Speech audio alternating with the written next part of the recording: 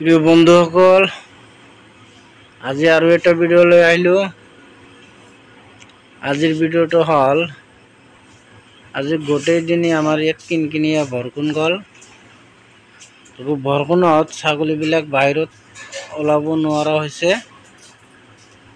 তেনেকুৱাভাৱে বৰষুণ নহয়, অলপ অলপ কিনকিনীয়া বৰষুণ। তো গছৰ পাত এটা কাটি আনি দিলোঁ, আপোনালোকে চাই আছে।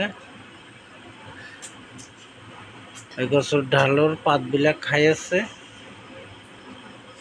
মোৰ ফাৰ্মত এতিয়া অলপ কেইটা ছাগলী আছে, বাকীবিলাক চেল হৈ গ'ল, চেল কৰি দিছোঁ। 9 পিচ ছাগলী আছে, তাৰে ভিতৰত আছে 2টা খাহীৰ পোৱালি আৰু এটা আছে ডাঙৰ ব্ৰিডাৰ। তাৰে 4টা আছে ফেমেল ছাগলী আৰু এটা আছে পোৱালি। এইকেইটাই মোৰ ছাগলী। যি কি নহওক, আজিৰ ভিডিঅ'টো ভাল লাগিলে চেনেলটো ছাবস্ক্ৰাইব কৰিব, লাইক কৰিব, শ্বেয়াৰ কৰিব।